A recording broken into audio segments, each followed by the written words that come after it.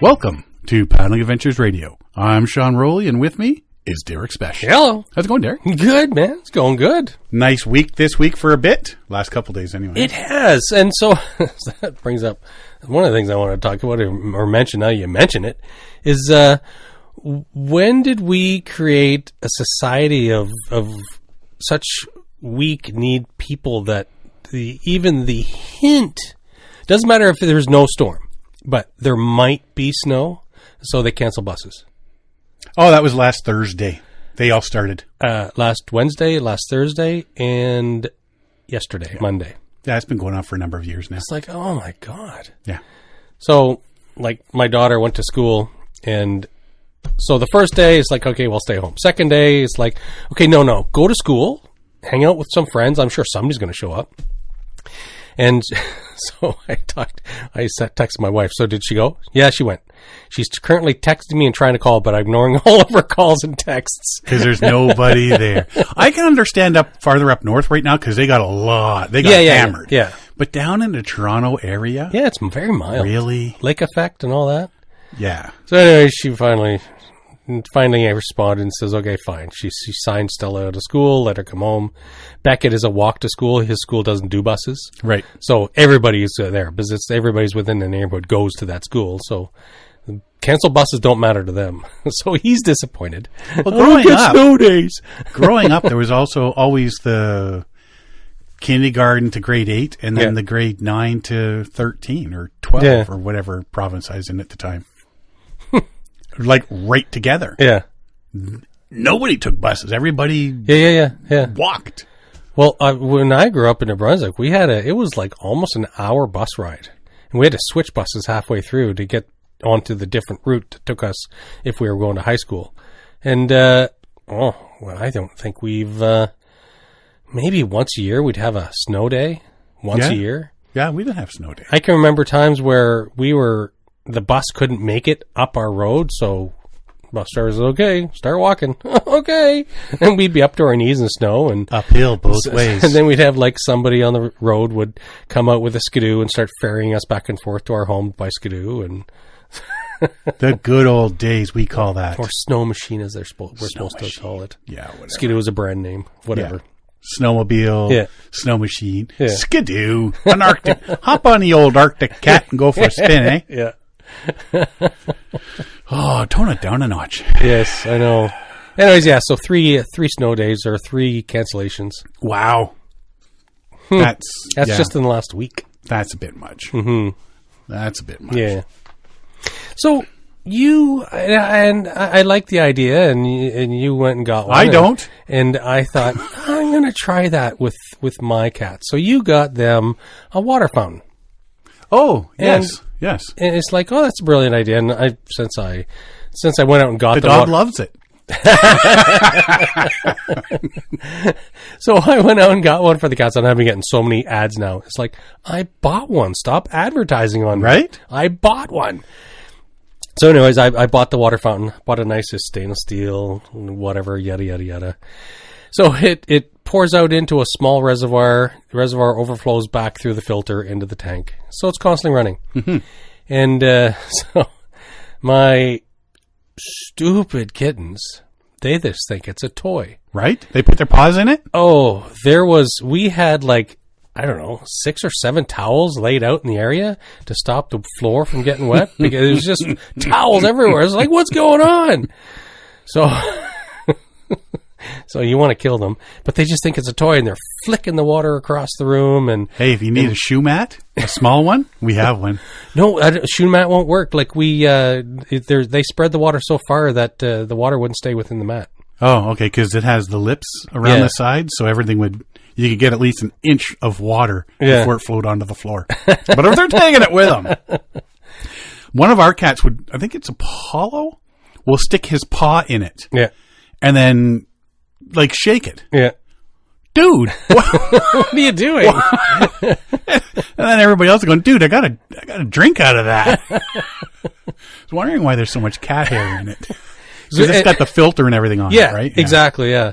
And so we did it because, so the ones where it sits a bit high, so there's a lot of water, and it gurgles out when the water gets low in the bottom reservoir.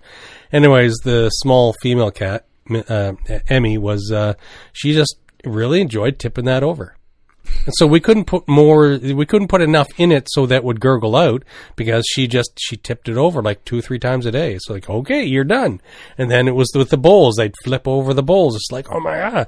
And so we thought one of these water fountains, because it's stainless steel, it's heavy. It's got 4 liters of water in it. They can't knock that over. But no, they can flick the water out of it. Right.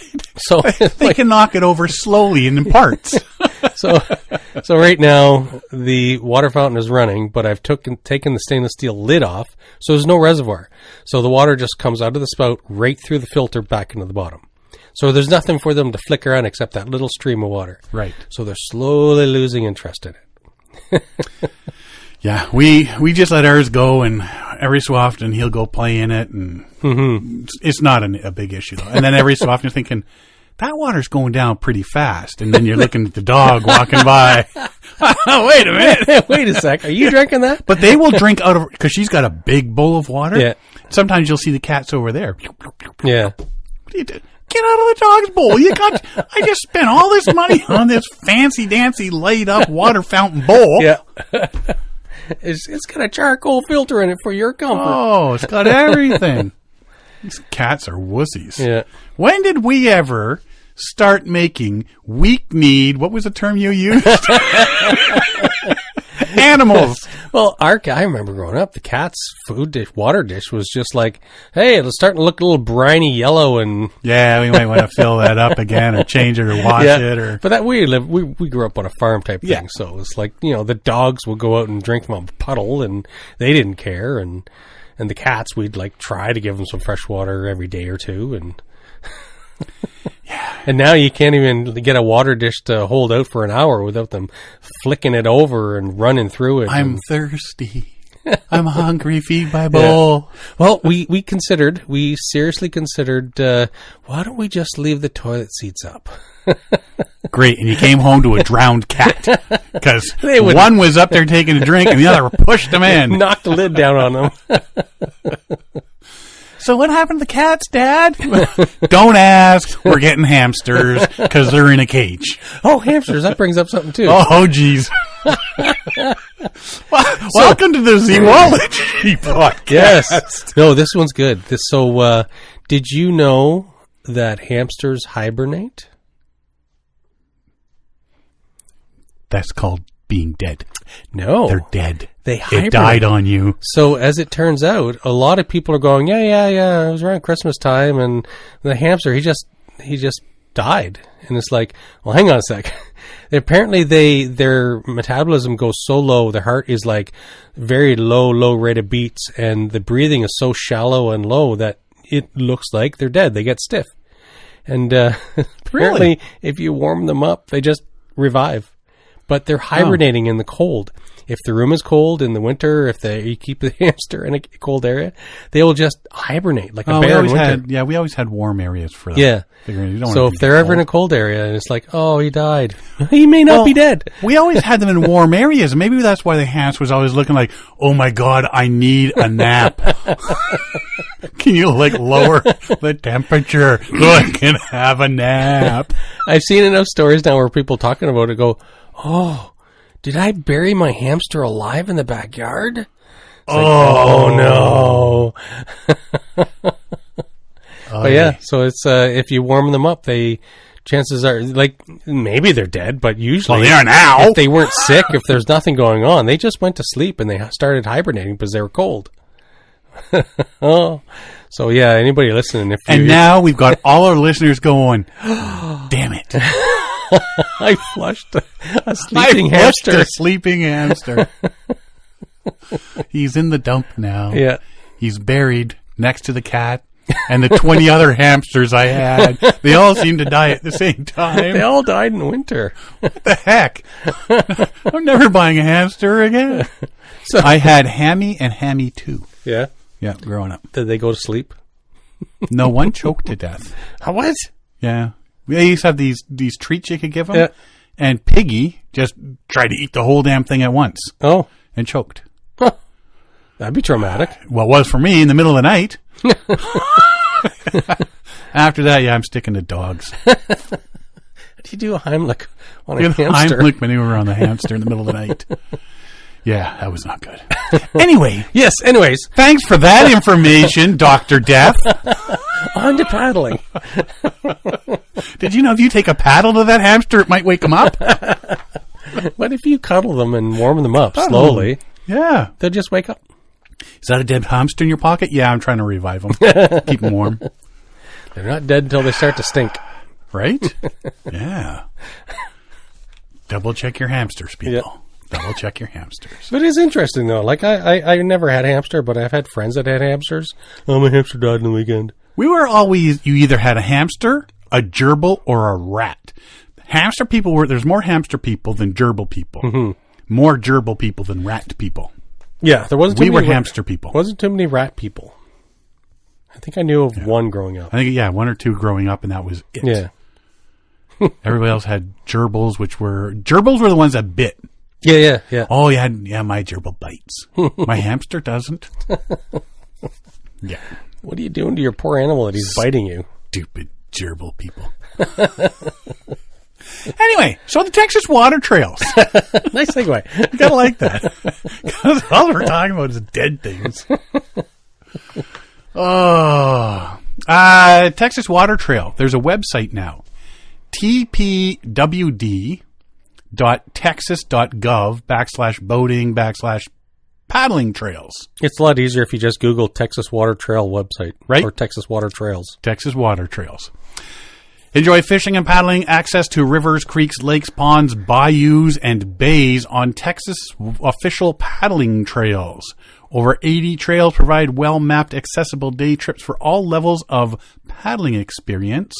More than 3,700 named streams, 15 major rivers, 3,300 miles of tidal shoreline offer unlimited possibilities for paddling adventures and angling opportunities of all types. So this is pretty recently, September, I believe it was, they released this new website. It's really neat. So when you click on the zones, it shows you what's in the zone, and it's like it shows you the different portions. Like there's a coastal one, there's a northern, there's an eastern, there's a west. I think there's 5 zones. Was it 5 zones? 5 zones, yeah. Yeah. There's the interactive map. There's a video, which is a preview of the Texas paddling areas. So yeah, you can click by region. There's the Gulf Coast region. You connect with wildlife-rich waters along the Gulf Coast by paddling the marshes, bayous, and bayside routes. There's the Hill Country region. Discover scenic paddling trails on spring-fed rivers and lakes. You can even experience the excitement of occasional rapids. Unexpected. That's exciting. Where'd that come from? We're all gonna die. Piney Woods region. Explore East Texas paddling trails that feature miles and miles of serene paddling through bayous, cypress swamps, and tree-filled variety of East Texas rivers and lakes. Cypress swamps, when you hear that, do you get image of nice, peaceful paddling, or do you get like the gloomy, something's going to jump out at me vision? So it's a combination. Every movie portrays them as very scary. So you get these cypress swamps, and what it is, it's like trees standing on legs, and they're just flooded with water. And in my mind, there's giant snakes ready to drop onto you. There's alligators or crocodiles coming up from underneath. There's who knows what other pestilence and all the mosquitoes trying to eat you alive. Horror movies. And there's usually somebody off in the woods with a banjo sharpening their knife, and it's like, oh, I'm not paddling there. Yeah. But apparently they're really nice. Yeah, apparently they're really nice.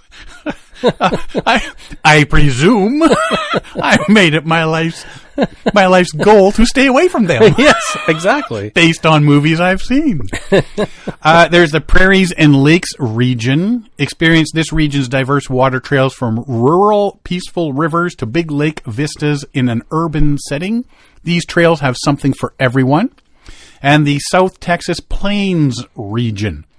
Uncover paddling adventures along the beautiful rivers of South Texas with opportunities to view wildlife from a new, quieter perspective. So the South Texas Plains region, is that like the Guadalupe, and that's the Texas Water Safari area? I think that's where that one is, yes. That's what I was thinking. I couldn't. And the Gulf Coast region. They never mentioned specific events like the Texas Water Safari. So I couldn't figure out where it was, and I couldn't remember the name of the river, but it's the Guadalupe, right? And San Marcos. In San Marcos. So if you go to the website, there's things about there's a section about planning your paddle trip. Frequently asked questions, paddling events calendar for guided weekends, educational events, stuff like that. Safe and ethical paddling, Texas River Guide, info about flow of rivers, navigation laws, and more, which coming from Canada, something like that, if you're going down there, you might want to check that sort of thing out. Exactly. Because maybe there's things you don't know about that. Yeah, they may. Yeah, we may take for granted. Yeah. You know, protect lakes from invasive species. It talks about different invasive species and what you can do to help prevent the spread. Support paddling trails. That one there is, you can go buy like a special license plate. Oh, okay. And the money, I guess, goes towards the supporting the trails. So it'd be similar to the way you can sponsor a highway here in Canada? Yeah, but I think, well, you've seen like Ducks Unlimited and stuff like that. Raptors, Leaf license plates and stuff. Here, if you spend enough money to adopt a highway, then you get your name on a sign on the side of the highway. And you've got to go clean it. Yeah, yes. Yeah, that too. Yes. And it always talks about future trails, saying, hey, we're looking for people to partner up with to help out make these new trails and stuff like that.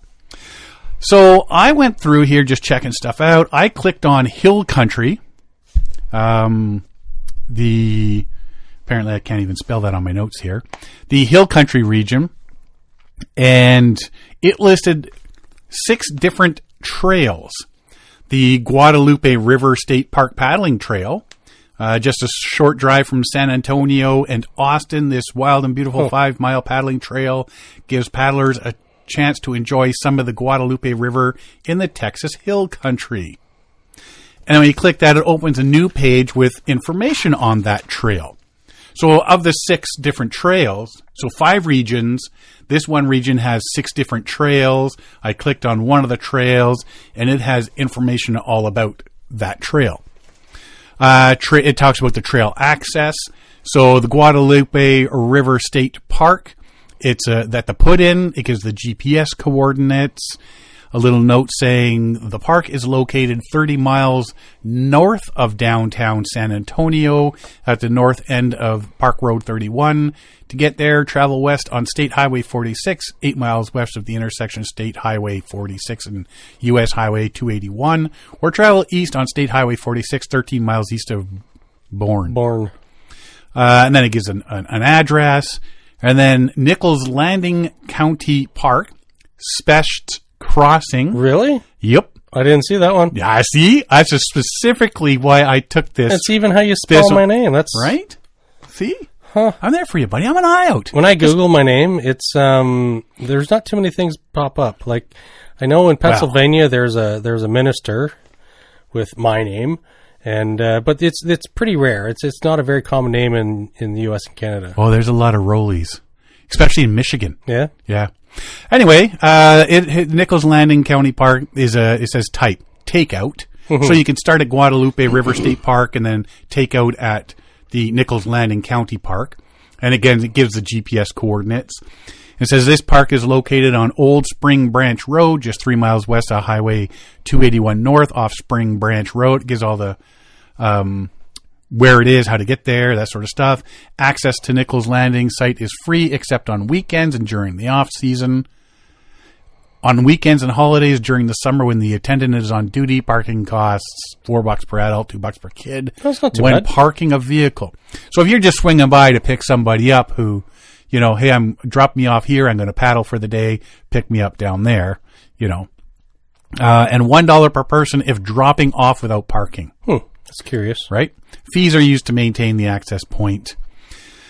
And then it gives a little bit more information about the Upper Guadalupe Nichols Landing Paddling Trail. Continues beyond Nichols Landing County Park for another 5 to 10 miles, depending on where you choose to take out. Then there's a Navigating the Trail section. Trail length 5 miles with the opportunity to extend for 5 to 10 miles on the Upper Guadalupe Nichols Landing Paddle Trail downriver. Float time 2 to 6 hours, depending on water levels and flow rates. Note, once you leave the park, you won't be able to walk or take the river back. What? The river does not run in a circle. Nichols Landing is locked after sunset. No glass, styrofoam, or plastic containers under 5 ounces allowed on the river. Please leave, collect your trash. That's a spelling mistake. No containers under 5 ounces allowed on the river. Mm-hmm. So you're only allowed to bring large quantities of alcohol. Which means you're probably going to not drink it all. And if you are, you're probably taking that bottle back for a refund. It seems like the chances are they're trying to limit. I don't know what they're trying tiny to. Why would little they? thing. Juice boxes. Juice boxes, I guess. I don't know. Collect your trash before leaving the river. Then trail description. Rugged hill country river is known for clear flowing waters, extremely scenic beauty. Approximately 2.5 miles below the put in, there's low water crossing. Paddlers will need to exit to the left and then re-enter the river below the crossing. You may portage the crossing, but do not trespass further onto the land. Yeah. Except during extreme droughts, there is always sufficient water for recreational use. So this is just somebody's private property that they're saying, okay. They have guns. Yeah. Respect private property by not trespassing or littering and keeping noise levels down. The river is classified as navigable, which permits public use of the stream bed and, if necessary, the banks to portage any hazard. Any other use of private river banks without permission of the landowner can be considered trespassing. Under Texas Penal Code 3005, criminal trespass occurs when one enters property and after receiving notice not to enter. So if there's signage, you've been warned. You've been warned. So yeah, just do that. Respect private property, that sort of stuff. Then there's a trail map. There's a big map, like a big map board, like, when we go on a trail, it shows you the route that you're going to take. This map shows, the water trail, surrounding area, different notations on it, such as you are here, low water, Nichols Landing, Highway 281, etc. So all the things we're going from here to here. So that shows what we should be seeing, where we should be taking out, what we can expect. Oh yeah, there's that low water area they say we might have to go over, to get out and cross, that sort of thing. Then they have a things to see and do section. Fishing. This section of the river supports Guadalupe white, striped, largemouth, and smallmouth bass, gar, crappie, carp, and a variety of sunfish and catfish. Small lures such as jigs, plastic worms, spinner baits, and light line are recommended. Wildlife and ecology. The high limestone bluffs, rugged shelves and boulders, giant bald cypress, pecan, cottonwood, oak, elm, and palmetto trees, and wide variety of shrubs and vines lining the river provide diverse habitat for deer, armadillos. That's something we don't get to see. Raccoon. And if we're down there paddling, we see an armadillo, we're wigging out, right? Oh, yeah. Look at the armadillo, get exactly. Yeah. Raccoons, foxes, and squirrels. River beavers have also been sighted here. River beavers? Is that different from a land beaver or a lake tree beaver or a mountain beaver? Air beaver? I don't know. I guess just beavers in the river. Have also been sighted here. It is not unusual to see livestock watering in the river. Yeah, exactly. Right? A lot of farmsteads. Then it gives a section on rentals and shuttles, which if you're a tourist and you want to get out there and check it out. So like Guadalupe Canoeing Camping, they'll give the address, the website, what they have, canoes, rafts, kayaks, tubes, shuttle services, camping. And there's Guadalupe Canoe Livery, Guadalupe River RV Park Campgrounds, Nature Trails, and again, same sort of stuff, canoes, tubes, shuttle services, camping. Hope to add kayaks soon. And then last is partnership. This trail was made possible through a partnership between Texas Parks and Wildlife Department, the Guadalupe River State Park, and the water-oriented recreation district of Como County. So this is basically one example of one of those choose your adventure books you had growing up.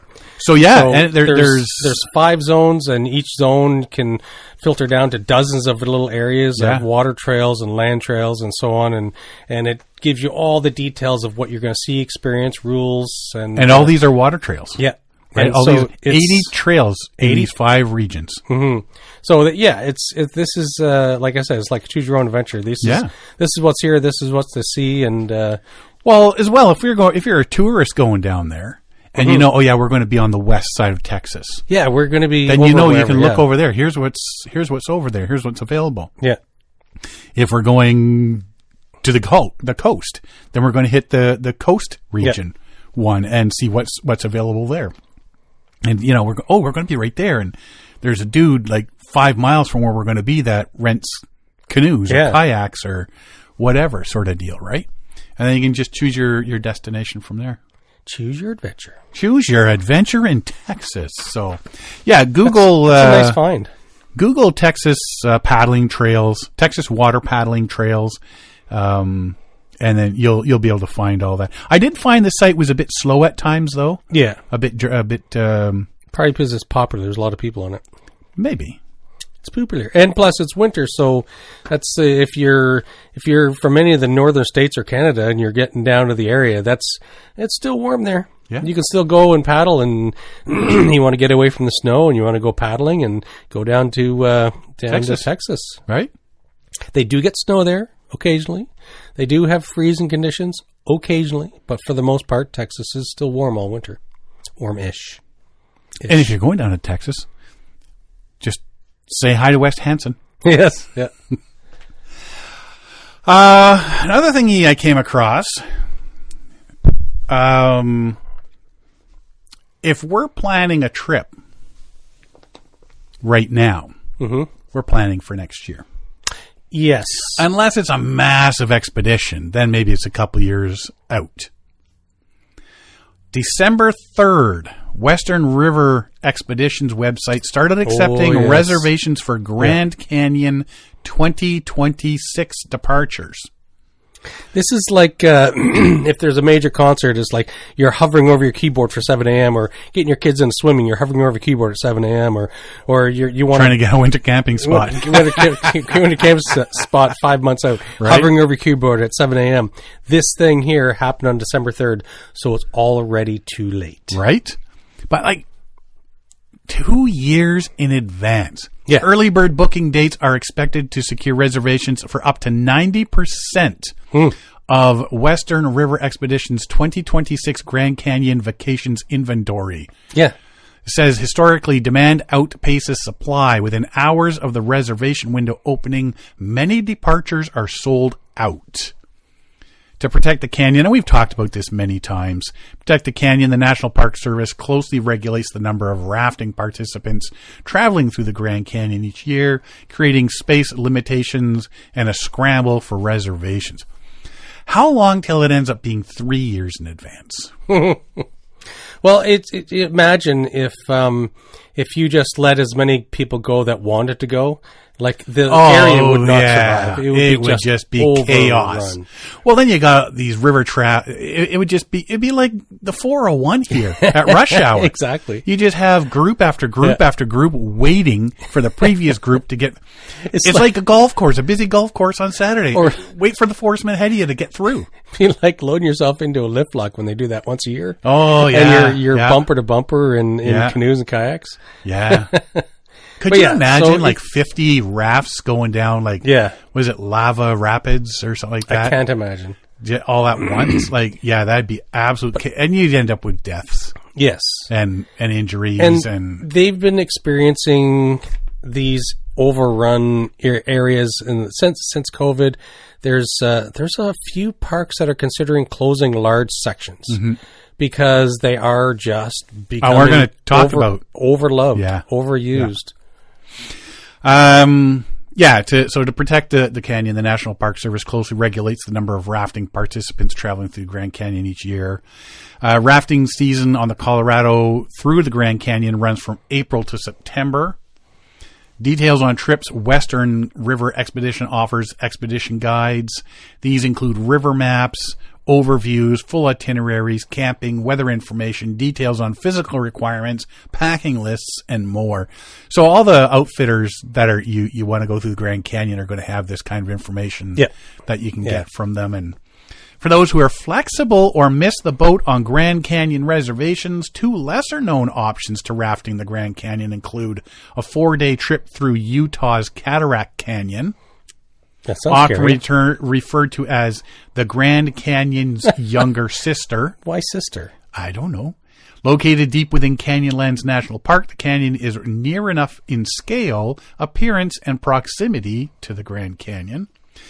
Or a 5-day family-oriented journey down Desolation Canyon on the Green River in Utah. This is a mellower but offers a rafting experience suitable for kids as young as 5 or guys named Derek. Hey. Sorry, was that my outside voice again? Yes. That's been happening more and more. I saw this, and it's good information to have if you're thinking about doing it while you're not doing it this summer. You need to plan far. You need to plan far. But 2 years in advance. Yeah. Like December 2024, you need to be there ready to press that button first thing. So that's guided trips. If you're doing a private trip, forget it. There's a lottery system. We've talked about that as well. Yeah, so there's a lottery system just for private trips, and so to get onto one of these private crewed one of these custom trips, like you get your name in the lottery, and if you get it, it's like, oh, I guess we're going, right? Because it's that one opportunity. It's like winning the lotto, right? Yeah. So it's a very popular area, and they do have to limit access so that it doesn't get destroyed. Well, and I mean, I was even showing Tracy some stuff. We've been watching the America's National Parks. Mm-hmm. It's all wildlife stuff, right? Yeah. And you see some of the scenery and stuff, and there's this big a rattlesnake that swims across the Grand Canyon. Okay. Like it'll swim across the river, and that allows it to reach more hunting grounds and stuff. So it's not just stuck on this side. This thing's massive. Mm-hmm. But we're looking at all that area, and you're thinking, wow, like that's just. And I'm saying, if you go on a trip there, like you've got to haul out all your waste, everything. Yeah. And he just sort of looks at me like, yep. The only thing you can leave behind is footprints and urine. Right? So, anyway, so if you're thinking about going to the Grand Canyon, 2027's your look. That's your next goal. That's your next goal. Planning ahead, 2027. Right. So what are you guys doing for vacation 2027? Grand Canyon. It's planning out ahead. Okay, what are you doing for 2028? Grand Canyon if we can't get 2027. Yeah, exactly. Yeah, with that many people going down and that, it makes you wonder whether you really want to go there. Mm-hmm. Oh, exactly. And to plan that far out, like I don't look far ahead when I plan. No, like I'm the next year. Like, I mean, we're looking at August, Japan right now. Yeah. Next August. I'm not looking for 2025. Yeah. Or 26, I should say. 2026. Yeah, I'm never more than a year in advance. Yeah. It's tough. Yeah. But like I say, unless something like massive something thing comes that's up. Hard to get, hard to find, hard to see and do. And there's a lot of planning to go. There was an article I was reading, Paddling Magazine had it out. I think it was 10 reasons paddling expeditions fail. Oh. And a couple of them sort of hinted at it was lack of planning. Oh, yes. And one of them was like things beyond your control, like low water levels, high water levels, weather, and then of course there's all this philosophical, well, what do you consider a failure? Did you start? Did you finish? Did somebody die? Did you have a great time along? Can you look back and laugh and say you had a good time? Yeah. So did you really fail? Mm-hmm. Did you have Shut up! Did you have to be rescued? Yes. Well, yeah. So anyway. Well, our Burt Reynolds Memorial River Run, which was It would have been 2022. I can't remember. Anyways, we were supposed to go up to Moose Factory, and we were watching water flows and water levels on the river, and a couple weeks out, it's like, no, there's no rain this year. It's a dry summer. The water levels are low. Nobody's running this river right now. Like we reached out to outfitters. They said, "Oh yeah, nobody's running that river this year. It's too low." Oh, there were spots we hit when we did it in October. So you were September, on the Moose. Yeah. We were going to be. You're hitting all of it. Yeah. Yeah. Yeah. We were doing the whitewater, Thunderhouse Falls and stuff. Yeah. But even the Moose there were spots where it was low. Very low. Yeah. Yeah. Scott was out walking, and then I went over to a little bit deeper and got the canoe pole out. Oh. And I just pulled along the river watching him walk. It was awesome.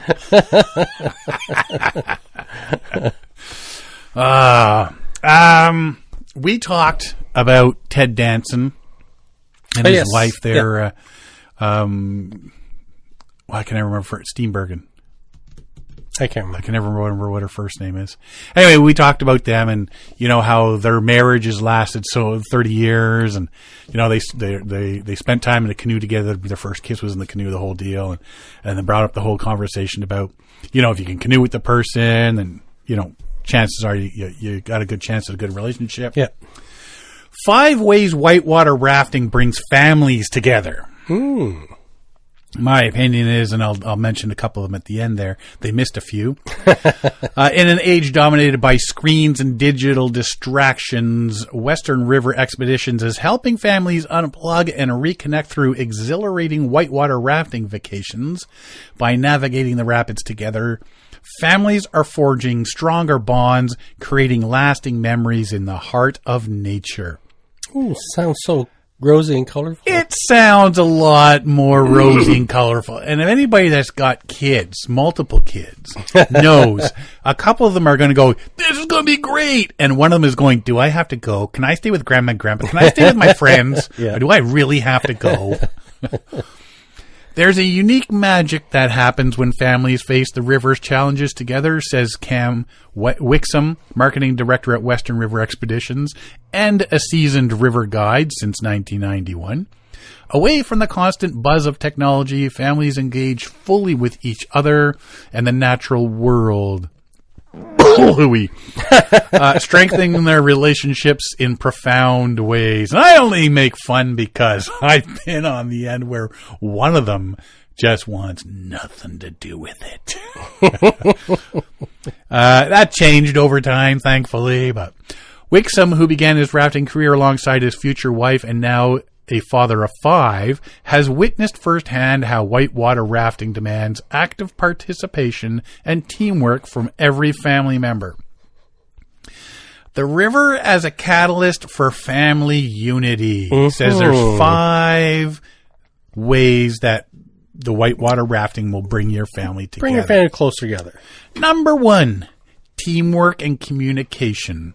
Families must listen to guides and collaborate to navigate the river, fostering coordination and unity.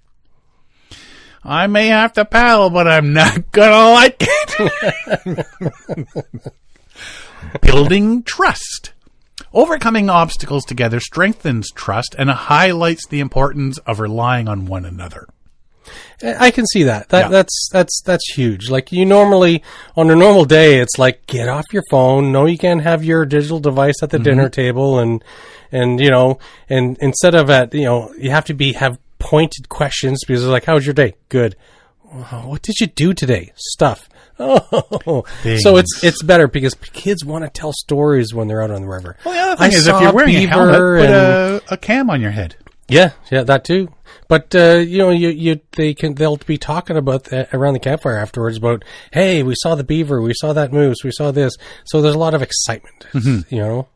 It may not happen at the time. Yeah. But afterwards. Yeah, and it's like, it's that trust that's built when hey, I didn't realize Dad could carry a big pack like that, or I didn't realize Dad was going to pull me out of the rapids and save my life. And even the mom said, don't. One less mouth to feed, yelled Dad.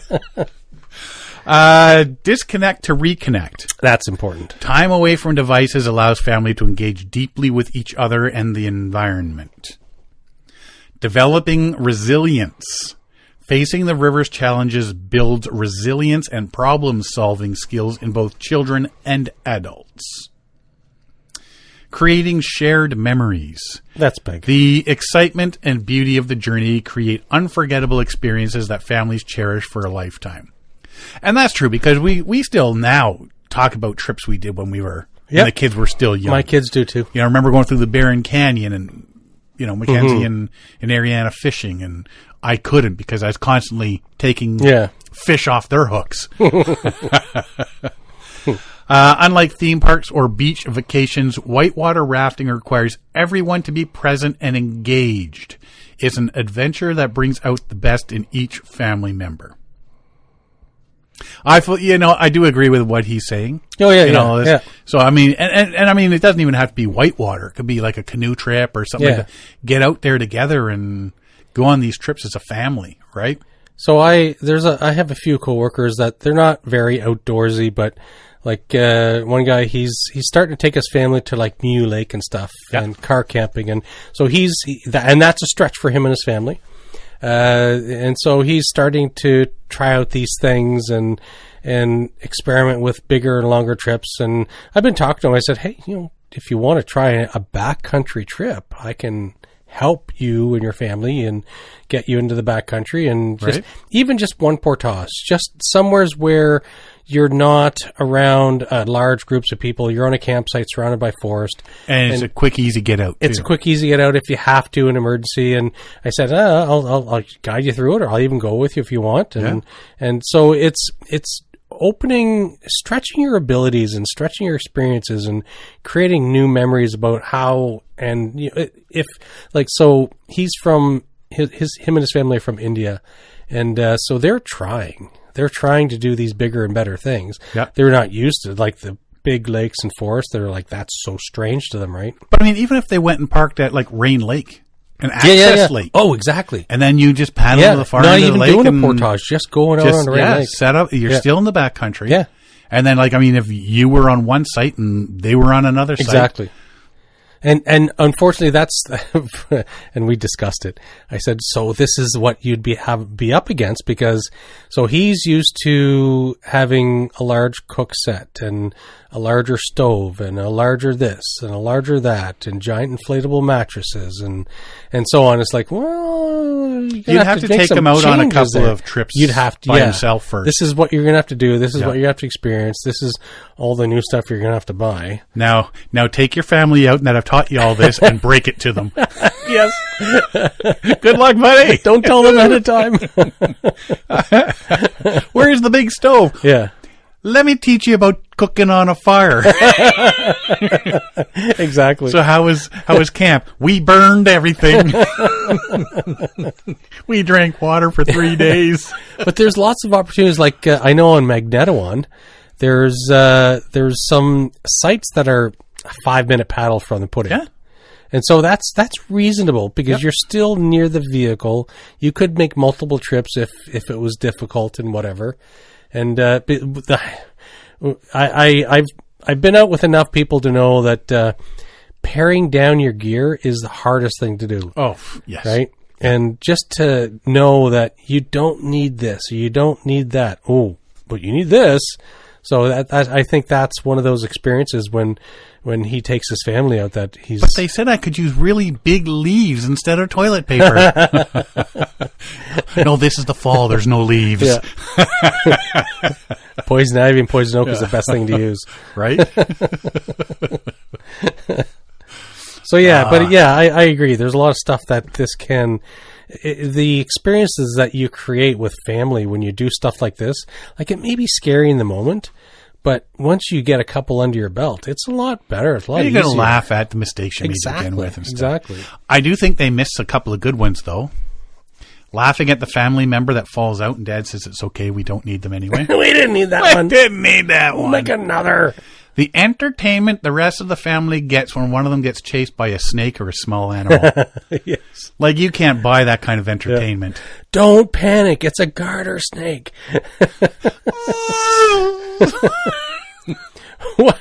Why is that giant bird chasing me? That is a horsefly. Don't worry about it. It's not a giant bird. But it's so big. It's not going to bite you. It will. I've been on trips where people go just like way overboard when they see like a big dragonfly or something landing on them. Yeah. They think it's going to bite and it's going to sting. Die. It's like, oh my God. We're not Australia. Yeah. Everything's not out to kill you. Steve, one of our listeners, he sent us a thingy. I was going to show it to you. It's Australia, and it's green. It's all colored green. Yeah. There's a black line, on to show the outline of the country. Yeah. And then all the ocean's blue. And it says, there's a little green box. Places where land animals will kill you. And then there's a blue box. Places where water animals will kill you. And then there's a black line. Both. I saw that. I'm like, yeah. Yeah, that's what. That's pretty much what I thought. Yeah. That's what I thought. It's yeah, some of the people just go absolute bonkers thinking something is going to get them. Mm-hmm. It's like, no, it's not going to get you. But you just what was it in Australia? They were saying that I think it was in the 60s or 70s. Now I'm just working from memory, so I'm not going to be accurate here. But they had the Great Emu War, and so they had like all the remote counties and regions of Australia, and they were putting up fences, and they had this giant hard-fought battle to reduce or control the population of the emus because they were ruining farming and stuff like that, and apparently they lost the battle with the emus. Really? Yeah, they lost. They just gave up. They said, okay, we'll just deal with large, tall fences. Steve sent this one to me. There it is, the tourist map of Australia. Places where land animals kill you. Places where ocean. Both. Yeah, you're in Australia. Yeah, something's going to get you. So yeah, you know what? Take your family out. We've been doing it since the kids were little. Yeah. And yeah, there's times where you just want to throw them overboard. And then there's times where, you know, you guys just have a fantastic time. Oh, yeah. Once they get over that initial, well, I'm no sense fighting that I can't have my phone. So we've had the kids out from a very, very young age. So it's very normal for them. They know they lose access to electronics. They don't have TV. And so they can both self-entertain very well. They'll play with rocks or do this or that, or have little, Beckett will bring some Lego men or something, right? And they'll just play. And so it's very serene. It's very quiet. There's not a lot of activity, and Stella will read a book. And so they're used to it. They're used to the hardships of carrying packs and gear and setting up camp and breaking down camp and making sure you're organized in camp and not letting gear go astray. Always make sure you know where everything is at all times. Because the last thing you need is like, oh, hey, water filter. Did we leave that hanging in the tree? You don't want that, right? Yeah. So there's a lot of organizing, and I always try to do the high level stuff, but I'm more and more downloading stuff to the kids because I want them to be experienced and capable in the backcountry. Yeah. And they're getting pretty good. They're getting really good. Take your family out. Heavier and heavier packs they're getting used to. Eventually I won't have to carry one. Get goats. Tell them, you guys don't start carrying more, I'm trading you in for goats. Yeah. Then you're good. While I was Googling, I came across an article. Full service flights to Asia plummet. Just a little constructive criticism. When you're talking about flights and you're talking about the price of the flights are going down, Spell that out. Don't use the word plummet. Full service flights to Asia, plummet. Yes. Thousands dead. And they all had hamsters. They were cold. They were cold. Are you sure they're dead? We talked back in episode 452 about the Flathead National Forest was looking for input on whether they should renew permits for 5 commercial rafting outfitters. Yeah. Remember that? I do. There's a back and forth on it, and I wasn't sure. I still don't think I fully understand the concern about renewing licenses. Well, because they're for 10 years. Yeah, but right. These are the people that are taking care of the river. Right? No, these are the outfitters. They take care of the river. It's their, so they say. It's in their best interest to make sure that the long-term survivability of the environment, the river, the shores, the landings, and so on, they want to make sure everything is maintained because it's their way of life. It's their business. Exactly. The Moore's thing is...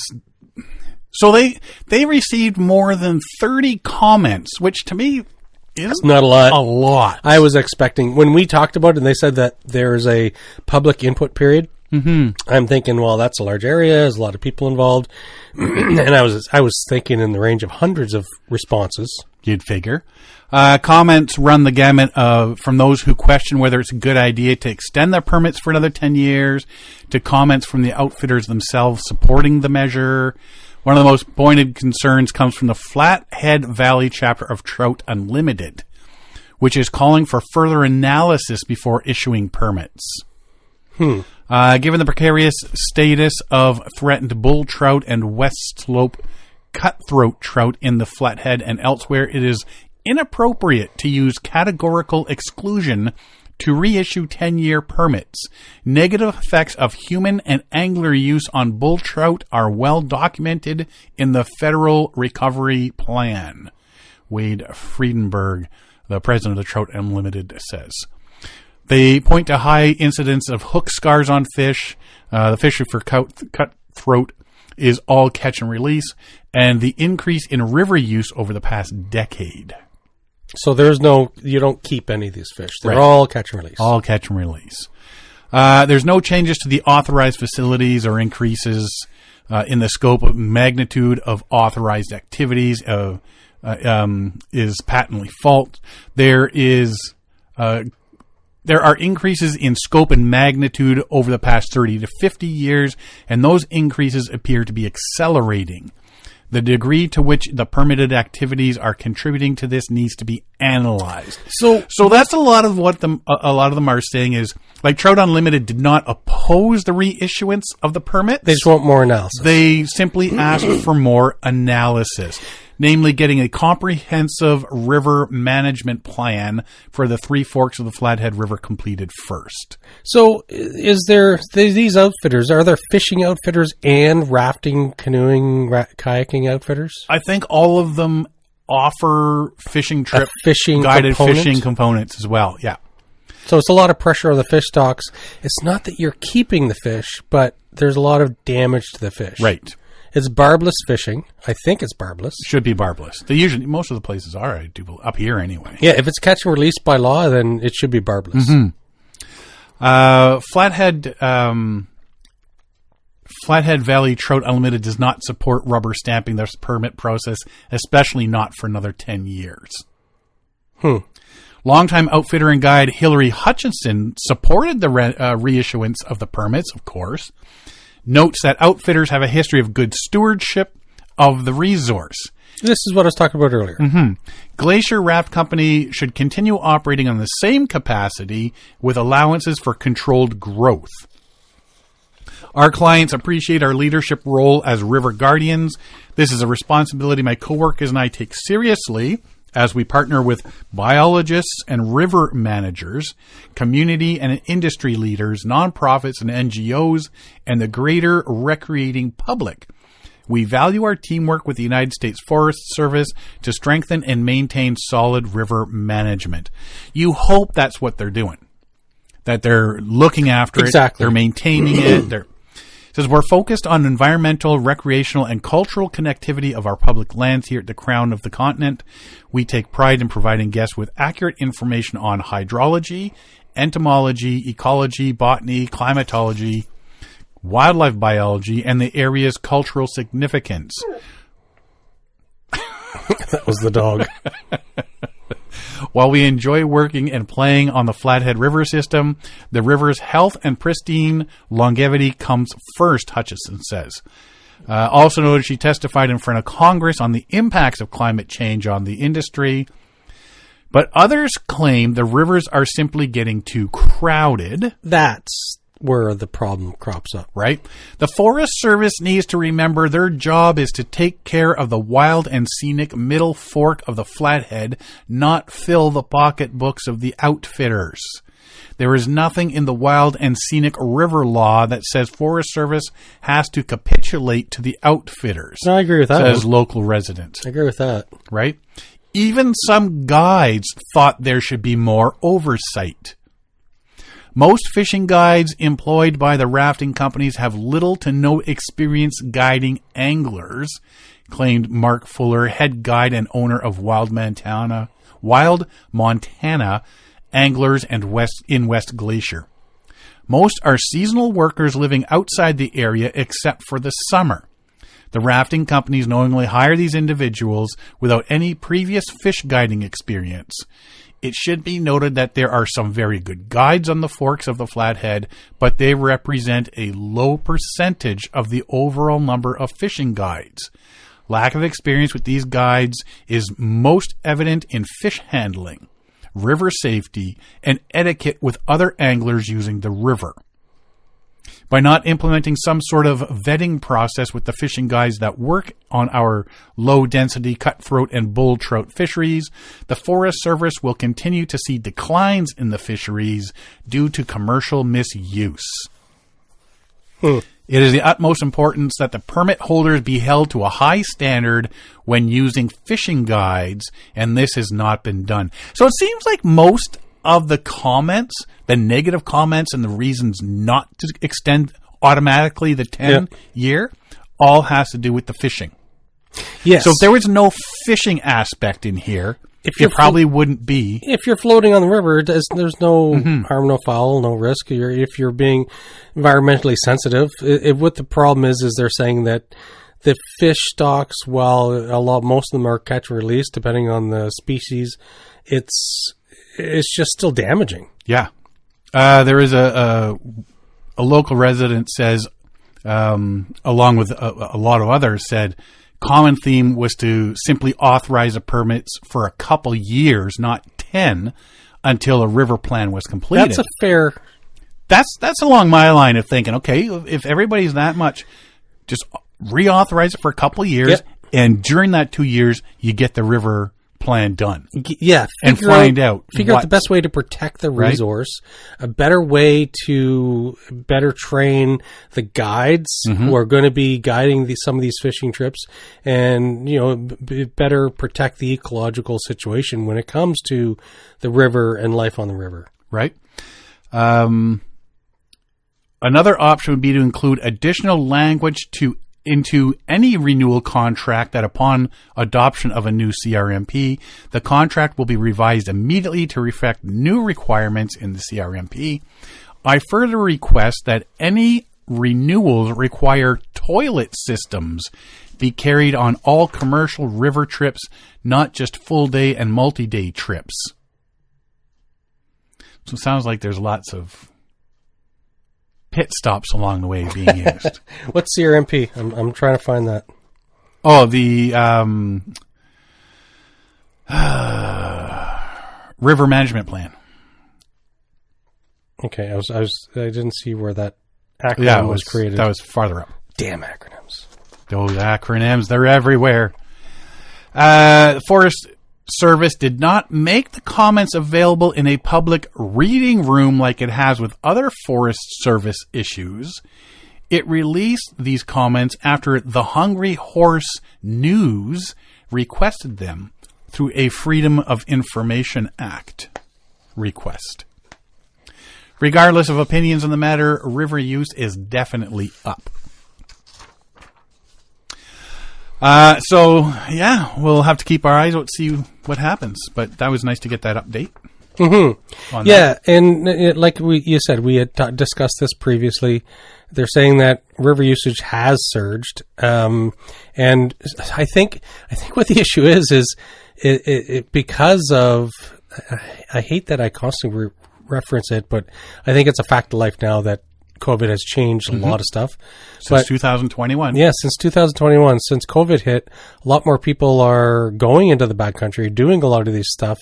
So I think it kind of kick-started a lifestyle change amongst a lot of people, and there a lot more people are saying, yeah, I need to get out from concerts, TVs, and ball games and see what's out in the backcountry and enjoy a little bit more of life out in the wild as opposed to the inner city living that I'm used to, yada, yada, yada, right? So I think it's weird timing that these contracts are due at the same time that these all-time high usage of rivers, and you're seeing it everywhere. I think that's just... it's just populations are up. Yeah. People are realizing that there's something outside their four walls, and so people are trying to experience more. And even now, like with any, they say a lot of people are saying, "Oh, I went to this location in the summer," and tourism and the locals are like, tourists, go away. And it's like, well, if you want to experience the culture of the location, you have to go in the off season. Yeah. You can't go with the crowds. And the same thing with a lot of the stuff. Like when you have a lot of crowds, it puts a lot of pressure, especially environmental pressure in a lot of locations. Mm-hmm. And we have to start being smart about it because world populations are up everywhere and there's not much you can do about it, right? No, and everybody wants to get out of the city, right? Because that's where everybody is. You want to get out and experience you want to stuff. Get out. The quietness, get the buzz out of your ears. Yeah. Speaking of going to places, let's take a little trip across the pond to Scotland. Pier House Hotel in Port Appin by Loch Linnhe. In Scotland. Serves very fresh seafood. Like very fresh. Staff uses kayaks to collect lobsters from the adjacent sea loch. Scotland always seeks out places at the end. Always seek out places at the end of single-track roads. Advised sea kayaker David Johnson. They're always the best. David is the restaurant manager at Scotland's Pier House Hotel. For when the tide is too high for the kitchen staff to fetch lobsters from the hotel's pierside creels, he paddles along the sea loch to unload the salty crustaceans himself. Head chef master Michael Leithley is a seafood specialist from the port town of North Shields in the northeast of England. His grandfather was an inshore fisherman, and it was from him that he developed his love of cooking fish, something he does very well. The Loch to Fork Pier House restaurant was named Scotland's National Restaurant of the Year for 23-24. So, yeah, they must be doing something right. Before hitting the restaurant, you can take a 5-hour learn-to-sea kayak session farther north on Loch Carron through Sea Kayak Plockton. From the port village of Plockton, which doubled as the pagan village in the 1970s cult horror movie The Wicker Man. Emerald green waters, which combined with Plockton swaying palm trees, warmed by the Gulf Stream, and the white sand of the loch's coral island, create a positively Caribbean vibe through a camera lens anyway. Temperatures were anything but tropical, and the white sand is actually bleached seaweed. After a long day of paddling, you can fill up on dishes such as Arbroath smoky souffle starter and a main of grilled fresh cod in a burnt butter hollandaise. Ooh. Or a seafood platter heaped with Loch Linnhe lagostine and lobster, sweet herring, Loch Leven mussels, and Loch Carron oysters. So it's a very unique business model. Like, I don't think they're catching the fish, but they do say they definitely go out. They definitely get the lobster. And get the lobster. So it's I gotta think they're out there catching the fish too. So when you hear about market price, and it's like, so market price doesn't really apply here. No. So it's going to be a bit cheaper. Yeah, it's like Johnny, your server there, he just, before he came on to shift, went out and ran the line of traps, and he pulled up 6 of the lobster that you see in that tank there, so they were just caught by staff today. Right? I mean, we've talked about doing these trips where, you paddle around and maybe stop at a cheese place and for cheese and wine, lunch, that sort of thing, get back in your kayak and paddle. Well, this one here, you can paddle, or you can go learn to paddle, and then go for a really good meal and stay the night at the hotel. And pretty cool. It is. It's pretty neat. Yeah, and I mean, if they're not catching the fish in that themselves, you got to think it's pretty local. Pretty local, yeah. Pretty local, right? Yeah. Which is cool. I have been doing some research into Japan. You got a major trip coming up. Yeah, finding out a lot about sea kayaking and a lot of stuff I'm finding out about mixing your trip with paddling, food, culture, and history. Finding out there's way too much to do in a couple of weeks. Definitely going to be hard to cram into a couple of weeks. When it comes to paddling, there's so many choices. Like, it's not something that really is out there. Yeah. Like paddling in Japan isn't what most people go to Japan to do. Absolutely not. Right? No. It's more of a culture thing. So much. I mean, do you go paddling along the coast, or do you go interior, north, south, east, west? You get things like this. In addition to its culinary appeal, Yamaguchi Prefecture offers an exciting opportunity for outdoor enthusiasts. In Nagano City, travelers can embark on a sea kayaking adventure along the Sea of Japan. The Bonnie Bay Sea Kayak Center offers guided tours, allow visitors to glide through the crystal clear waters, exploring the rugged coastline, lush cliffs, abundant marine wildlife up close. Whether you're a novice or experienced kayaker, the serene journey offers a peaceful escape into nature. Sea kayaking in Nagano is an eco-friendly activity that promotes environmental awareness while immersing visitors in a breathtaking natural beauty of Yamaguchi's coastline. Right? We've been talking a lot, throughout this podcast, about different opportunities that are there in Japan, and we've covered a few of them. Like this is not what the opportunity now that you're coming across is that your daughter lives there, right? So you have a family member to visit. We now have a car to use as well. Oh, there you go. She bought her first car. She bought a car. Oh, did you get it? She sent you a picture. I said, I need to see a picture. I haven't seen it yet. Okay, but it's not like a North American type car. Do they? There's definitely smaller cars there. What side of the road do they drive on in Japan? The left. So like Britain. The wrong side. The wrong side. Yeah. Like Britain, the wrong side. Yeah. Yeah. You people over there don't know what you're doing.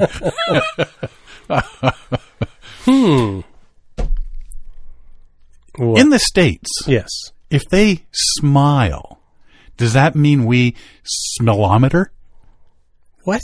I saw that on today. Mile, kilometer? Oh. Smile, smellometer?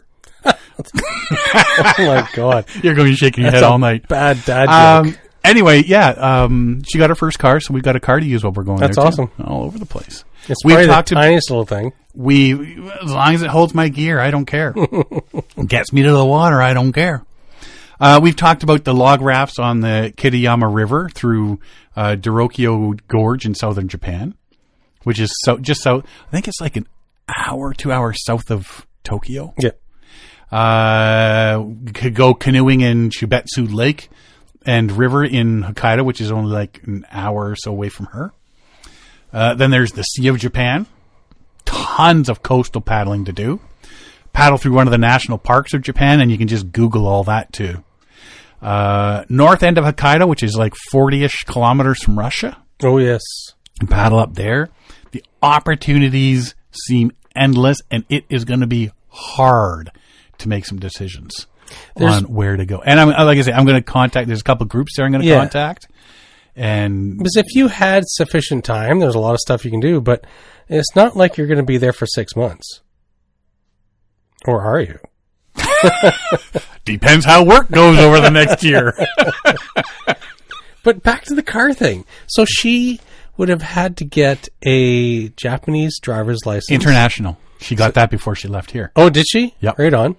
So now she's a fairly new driver. I think where the difficulty would come in would be anybody with years of experience, and they have to start driving on the wrong side of the road. One of the schools she teaches at is in the mountains. Yeah. And the school board has a car that she uses every week. Oh. I think twice a week she goes there. So she's been out driving. She's been out driving. Yeah. Yeah. She's been out driving for the last couple months. So, yeah. I'm not saying she's a good driver because I haven't seen, but no, you pick it up. I remember the first time I was in my Navy days when I was in the military. We went into Southampton, England, where the Titanic's launched from. And so the ship came in. We came into port. We got a cab. I'm in the back seat of the cab. And just every instinct in your brain tells you certain things, right? This is what you're used to. And the cabbie lurched out into traffic, and I thought I was going to die. And then I realized, he's not going on that side of the road. Scare the crap out of me. Have you ever driven in Manhattan? Oh, I've seen video. I lived it. I was a passenger, and we got picked up by this limo thingy, just town car from the airport, and driven to downtown Manhattan. We had a meeting downtown Manhattan, and so we picked up at the airport, driven downtown, and I'm just going to look up at the skyscrapers because if I look at the road, I'm going to punch the driver in the back of the head. I can't mentally participate in this. Right? I'll ride in the trunk on the way back to the airport if you don't mind. Thank you. I do not want to see what's happening. Yeah. So we'll see what happens next August. That's pretty impressive that she's got her own car now in Japan. The question is, do we go for 2 weeks or 3 weeks? 3. You got to go for 3. You gotta. Yeah. It's not like you might have more opportunity. But you don't know how long she's going to be working over there. 2 to 3 years. It's limited. Mm-hmm. So maybe we do 2 weeks and then 2 weeks. It's 4 weeks. Yeah. 2 weeks. 2 weeks. But it's the plane flights over and back. That's the hard part. Yeah. On our Facebook page, I posted a couple of videos this week you might want to check out. Gabon Uncharted, going down the Ivindo River. Adrian Mattern, Dane Jackson, Bren Orton, Caleb Grady.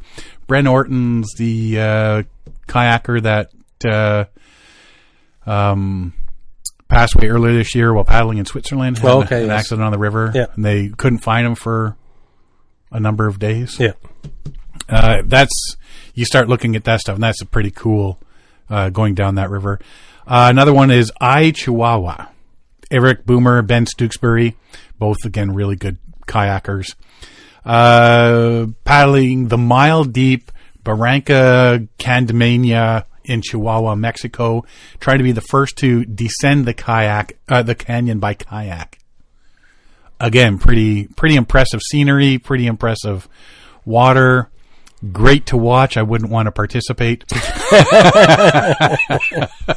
So, how was your first day? Where do we catch the car back? Yeah, you know what? Like Bren Orton, Dane Jackson, been watching their stuff. Eric Boomer, Ben Stooksbury, same deal. I love watching these guys in their videos. It's awesome. But yeah, a lot of it is just like, holy crap. Oh yeah, I would not even. The skills you need. Exactly. Yeah. Great scenery, skills and experience, great waterways. But if you don't have, you definitely not for beginners. Mm-hmm.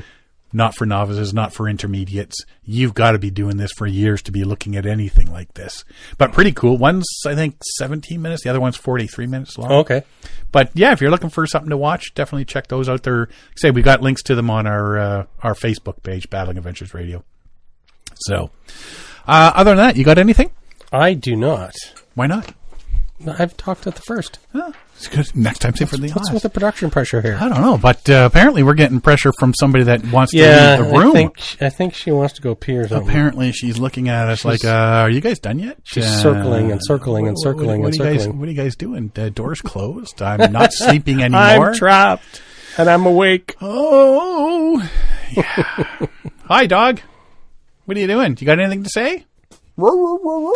No, she's just going to wiggle and look. Yeah. That's all she does.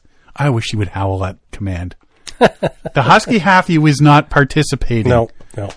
It does not participate.